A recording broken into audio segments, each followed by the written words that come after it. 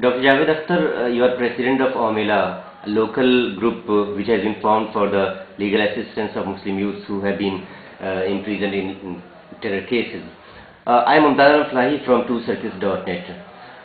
Just one day later, there will be election. 2 days later, there will be election in Azamgarh. So first we talk about the political scenario in brief. What is the actual political scenario there in Azamgarh? The actual political scenario, especially in this area, Azamgarh and surrounding districts, I think is still the Badla House encounter. That is one of the very major points which will affect the result of election. On this topic, we wanted that one of the political parties, major political parties of Uttar Pradesh, should declare their manifesto very, very clearly that what they are going to do after the election on this particular subject. But they did not do it. Just regular statement that they will be taken out of jail and we will see their cases and other vague statements which were given before also. That is still done. Nobody is serious about that. No party is serious about that. Especially if you talk about Congress party. I personally visited before the Home Minister of India. I met twice Law Minister. But there was not any result. They are not agreed for the inquiry. And nobody knows why they are not agreed for that. There was a simple question, I put 2-3 questions in front of the Home Minister. That inquiry is done for a lot of cases. And for this case, there is a lot of hue and cry. And there are substantial evidences that this encounter was false. People, especially from Muslim community, they are trying from various corners of India. They are serious, they are organized about it. But why your government is not agreed for that, he could not give any proper reply. Second question I asked with him, that you are a Home Minister, you can better inform me that if India is either making a gun or importing that which can fire like this, upward and then like this, and then one of the Chechens, Chota Sajid, all the shots were on the top of the skull. And even when the post-mortem report came, there were many blunt injuries on the body, both Atif Amin and Chota Sajid. That clearly shows that they were harassed, beaten before the encounter. Moreover, Inspector Sharma is also very important for us. There was a single question that where is the bullet? It was very easy to examine to have a forensic examination of the bullet, which was recovered from the body of Inspector Sharma. And it could have been shown in front of the country whether this bullet was fired by one of the Pharaoh police, by the police arm, or the said arm which was said that it was recovered from that room. It was very, very clear, but that was not done. That was hidden. It clearly sent a message in front of the whole Muslim community. And now I am very happy that lot of our Hindu friends, they are also sincere about that. They understand the situation. That the whole situation is hidden to save the then Home Minister, Mr. Shivraj Patil. Probably he did a wrong job, and since that there was chance of party being affected seriously on the subject, so they are not Lieutenant Governor of Delhi, he refused inquiry. If we enlist 3 major problems that are in the minds or that will be in the minds of Muslims, particularly in Azamgarh, when they will be going to vote on 11th of February. So what are the 3 major, apart from Batla House? Are there other issues, development issues? Certainly there are, because Azamgarh, this is one of the backward districts. According to the development is very, very little. If you see the roads, you are here for 3-4 days. Other situations also, that is very bad actually. There is some development, but still it is very poor. So I think sincere voters, they will certainly consider this. Traffic development will be one of the factors. That is factor everywhere in all the constituencies. But as for Muslim community, the Badla House will be big factor. But the message is split. None of the single parties is going to have advantage of that, because no party is able to have any clear manifesto on that subject. Everybody is saying that after election, I will do this, that. That is said for a long time, but that is not done actually. I think, yes, you are right that no single party has given direct promise on this Batla issue. But as far as Samajwadi Party is concerned, it has mentioned in its manifesto that it will work for the release of the Muslim youths who are falsely implicated in terror cases and languishing in jail. I am not agreed, because simple reason that I do not mean to say that they would have contacted me individually, but they never contacted any of the affected people, except maybe they might have seen one or two people who are attached with the party, but in general, in totality, they did not meet any of the affected family. Moreover, they already know that the matter is in the court, and somebody and some community is looking after the matter. They never contacted, till today never contacted that what is the stage in the court. How many children they are standing, what is their position, how many are arrested, who are at Delhi, who are at Jaipur, who are at Ahmedabad. So they are not interested seriously. They do not know the exact status of the progress in the court, how many people are suffering, what is the stage in the court. They never contacted the committee. So how can I be sure that they are serious about this? Okay, Dr. Javed, in fact, whatever the promise Mulayam Singh has given in its manifesto, as far as Mayawati, BSP leader Mayawati is concerned, who is also Chief Minister, I think she has never uttered even a word on Batla House or even on any terror arrest from Uttar Pradesh.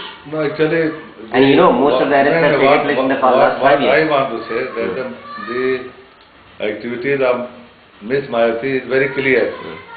Largely, she is not talking on any subject of Muslim Brotherhood. Not any subject, not Batla House, not any subject. She is neutral on this. Even before, there was a letter by the Home Ministry of India that if there is I am not against the Hindus, they are our brothers, I am working with them, staying with them, traveling with them. But she was asked that whether there is any terrorist group belonging to the Hindu community working in Uttar Pradesh. She immediately replied no. So indirect answer was that this activity is done by only Muslims. But there was clear evidence before that. Mr. Dayanand Pandey is from Uttar Pradesh, and there were two people killed at Kanpur while they were making a bomb. That was not made clear that what for they were making, who were they. So Mayawati is very sure she is not talking on any subject of Muslim community. Just she is, as a matter of social engineering, where the Muslim votes are in majority, she is giving ticket to the candidate just to make personally happy them. The Muslim community is not largely benefited. Okay, so in that context, who do you think the Muslims would pray for or should pray for, Mayawati or Mulayam? No, on this subject, there is no question of preferring or not preferring, but I think slightly Samajwadi Party will be slightly in better position. Not to that extent. The position of Samajwadi Party could have been much more better. If Mr. Mulayam Singh was very clear, very clear, he should have declared that this is the stage, these are the children absconding, these are arrested, this is the stage in the court, and he should have declared what exactly he will do after the election on this subject. Dr. Javed, you have already, you have contested... And I am interrupting you. During his regime, there was one encounter on Lucknow-Kanpur highway. Mr. Akhtar, possibly in connection with the Sankat Mochan blast. And later on, during the regime of Ms. Mayawati, there was a story connected between the Special Cell of Delhi and ATS of Uttar Pradesh, and they later on, they wanted to associate those children who are, according to them, who are involved in the Batla House case. made it clear in public that whether he was right in encountering Akhtar or not. If he was right that he was the one who was involved, he should have given a statement that these children are not involved in this. Therefore, the whole story of Balda House is malicious, made, cooked and wrong. Dr. Javed, you have contested last Lok Sabha election as a Rashtriya Ulama Council candidate here in Azamgarh. You got almost 60,000 votes. Right. So you have a good touch with the politics. Is it true that it is said that there is a strong resentment against Mayawati, particularly in the last 5 years she has given hardcore favoritism for backward classes, for Harijans, and literally she neglected upper caste and Muslims. So there is a resentment. I think this is not a new phenomenon. No? I think the people who are thinking that this is a new phenomenon, they are mistaken. The attitude of Baspa is similar in all the elections, even before that, even before that, even before that. So this theory that making road in the Ambedkar village, electricity going there, school going there, she is doing even before also. Okay, if we talk specifically about the candidates, there are almost 9 seats in Azamgarh district, 9 assembly constituency. Who do you think, which party, Baspa, Mulayam, BSP and SP or Rashtriya Ulama Council, who are going to take how many seats? I cannot analyze like that, right? But still my opinion that in majority of the seats the winner will be Baspa. Still I think that in most of the places, especially Azamgarh, the Baspa will be winner. In entire electoral scenario, where do you find Rashtriya Ulama Council? Where does it stand? I do not exactly, because only 2 days are left in the election. So if a statement comes before that, that might affect the result. So I do not want to give my answer, especially on that subject. But why I said the Baspa might be winner, because this vote, actually before it was given to Samajwadi Party, the people who are attached with Ulama Council. So indirectly you can say that these much votes will be minus from Samajwadi Party. And because of that reason, many people do not like Mayawati still, because of those factors you have narrated. But indirectly, because of cutting these Muslim votes from Sabha, the indirect gainer will be Mayawati. And that is the reason that as majority of seats at Azamgarh, despite all the dislikings, she might be winner still. Okay. If you talk about the winning prospects of Muslim candidates, irrespective of parties, is any Muslim candidate in Azamgarh going to win this election? I think so. Which? Especially, the Baspa candidates, Bahujan Samaj Party candidates from Mubarakpur seat, because there is a substantial voters of Mayawati Party itself, and the number of Muslim votes is sufficient there, substantial vote is there, so there is good chance there. Okay, you are not you do not want to talk exclusively about Rashtriya Ulama Council or their winning prospects, but as in principle or overall view about the Muslim political parties. Do you think any Muslim political party today is in position to field their candidates, political candidates, or they should prefer to work on grassroots level for the next 10-15 years before they field candidates? None of them. My answer is very clear, Even just a few minutes before I had an informal chat with you, that they are very much hurried for winning the election. What I wanted before my election, that we should make a sufficient ground, like Bahujan Samaj Party has done. Kashi Ram has done. Kashi Ram has done. We are very much hurried for winning the election, and that is injurious for us. I wanted that at least 5 or 10 years, like Bahujan Samaj Party, we should see our voters, we should collect them, we should unite them, and we should convince them that despite we are defeated, but still if our number is large, even outside the parliament, we can raise our voice on any road, on any crossing. And if you are able to do for 5 to 10 years, and you are united, that be done by sincere touching of the candidates. And another very big factor that in the last few years, lot of Muslim parties are made in a such radius of 100 kilometers. There are 9 to 10 parties. That is very, very injurious actually. That has done more bad than any good. So I wanted to think very clearly that you make a sufficient ground, for few years. You should not be very much hurried for a social engineering like Bharati has done. That stage will come after 10 to 15 years. After your ground is made clear, your ground is not clear, and you are going to touch the ground of another person. That gives very ambiguous statement, position. So that is one of the thinking. I am very different from others. That people very much worried, very much hurried for contesting and winning. That policy is wrong. We should make our ground very clear for 5 to 10 years. Number one thing, all the Muslim political parties should come under one roof. Until and unless they are doing that, they will be, message is split, the vote is split, and they will do more bad than any good for the Muslim community.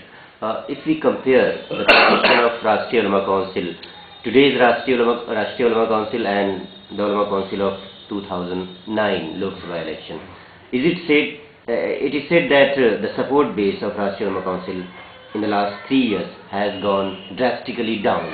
Right. The vote share Rashtriya Ulama Council got in Lok Sabha election 2009, they are not going to get even the 50% of that in this election. Is it true? I do not want to express my opinion. Just 2 days before the election, that as far as Ulama Council is concerned, we have adopted a neutral policy for that. We are not giving any statement in their favor. We are not giving any statement against them also. Because whatsoever is the situation, it is very clear, and it will be more clear after 1 month. So as a whole, we do not want to become a party in their mind. A few months before this assembly election, you have left Rashtriya Ulama Council. On which ground? What is the main reason that you kept away from? The main reason that Mr. Vijay Singh, I did not invite him. He wanted to come at Azamgarh, and from some source he came to know that I am the one who is looking these cases in the court. About the alleged terror cases. I am not agreeing the terror cases. So he wanted to go to the house of these affected children, and he even wanted to contact me. Even today, I persist on that policy that if anybody from any party, he comes here at my home or here at Azamgarh, at any third place, that time he even didn't come to my house, that was arranged at a third place to talk on this subject. So, for the same reason, to see the leaders of Congress party, to see the Home Minister of Congress, lot of money was spent by taking train to the Delhi. Lakhs of rupees were spent. And I did not spend even a single rupee on this subject, and he came here. So what is the difference? Why they made them? They know the Congress for last 62 years. The policy of Congress is very clear. Nobody is fool. So why they took the train to Delhi? They went Delhi, they spent lot of money. And same thing was done by me. I did not spend any single rupees also. They came here. So what is bad in explaining our position? And he tried also. He arranged a meeting with Home Minister, with the Law Minister. They were not agreed. So I am trying my level best still. I was trying and I will be trying. With any political party, if there is slightest evidence of him doing this job, I will certainly do. And moreover, parties who are affecting us, who are working against us, I will be certainly in future working against them also at the same time. Why not? Dr. Javed, do you regret contesting electoral election? I do not regret.